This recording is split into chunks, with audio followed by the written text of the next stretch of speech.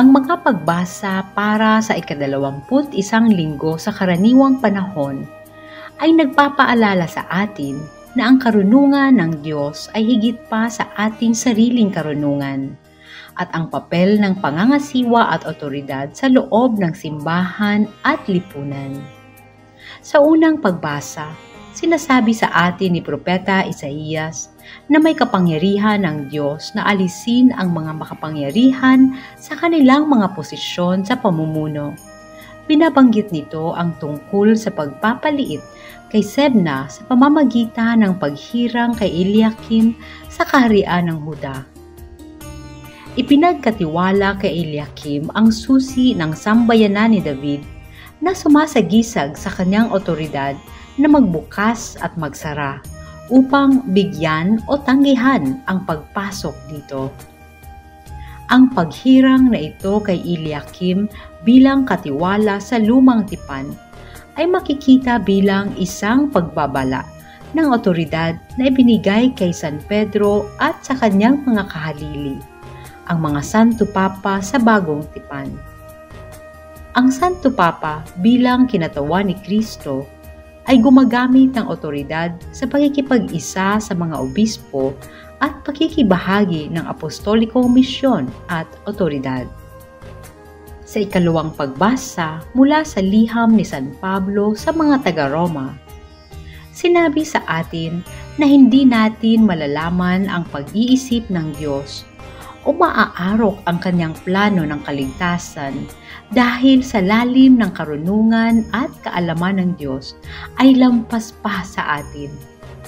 Kinikilala ni San Pablo na ang mga tao ay hindi maaaring ganap na maunawaan ang pag-iisip ng Diyos o ang misteryo ng transcendence ng Diyos.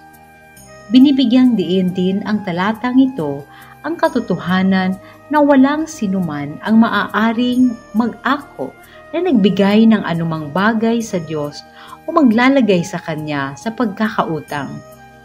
Sa halip, ito ay sa pamamagitan ng Kanyang biyaya at pagmamahal na malayang ibinigay ng Diyos sa Kanyang nilikha nang hindi umaasa ng anumang kapalit. Ang Ebanghelyo ayon kay San Mateo ay isang makabuluhang sipi mula sa bagong tipan kung saan ipinagkaloob ni Jesus ang isang espesyal na tungkulin at otoridad kay Apostol Pedro.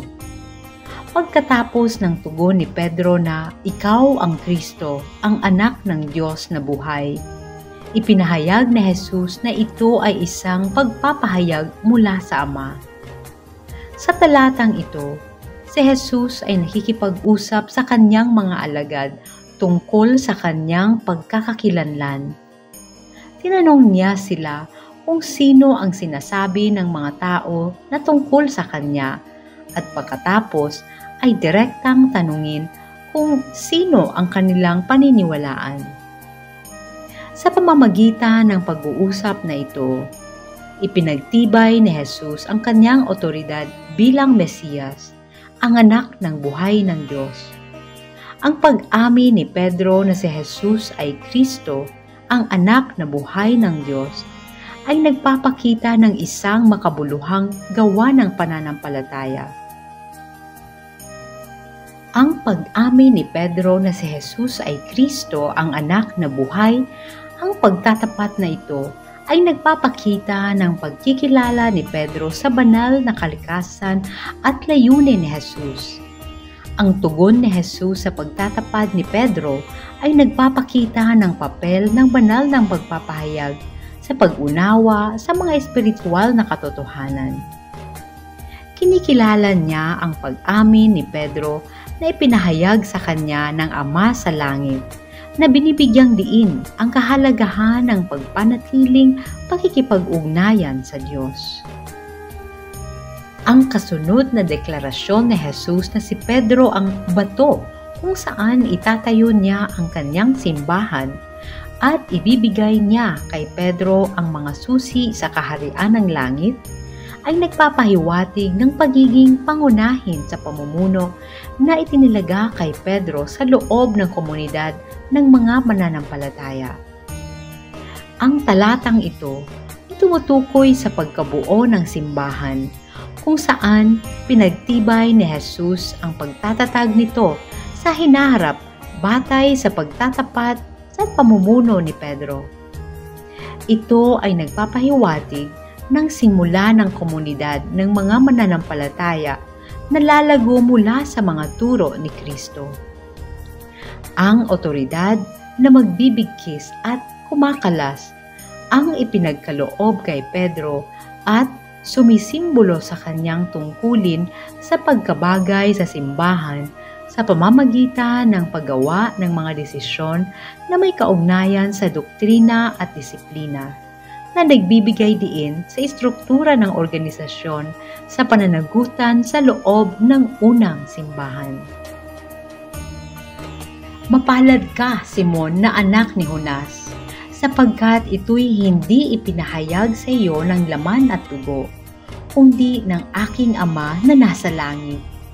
At sinasabi ko sa iyo, ikaw ay Pedro, at sa ibabaw ng batong ito, itatayo ko ang aking iglesia, at hindi ito madadaig ng mga pintuan ni Hades.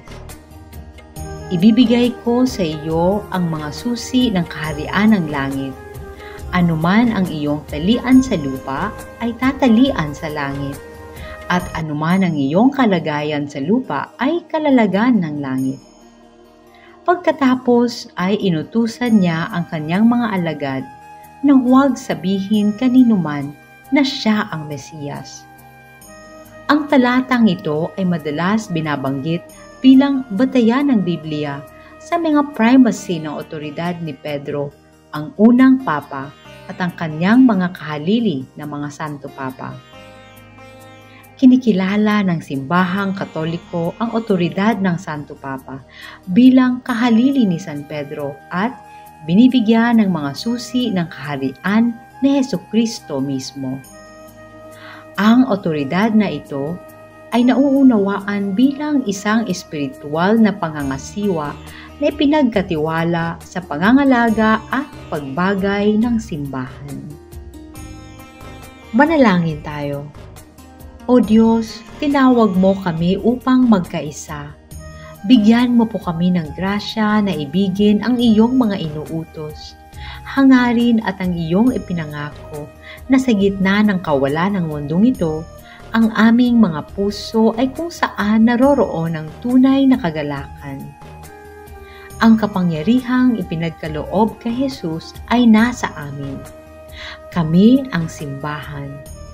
Nagtitiwala at nauunawaan ang iyong mga utos.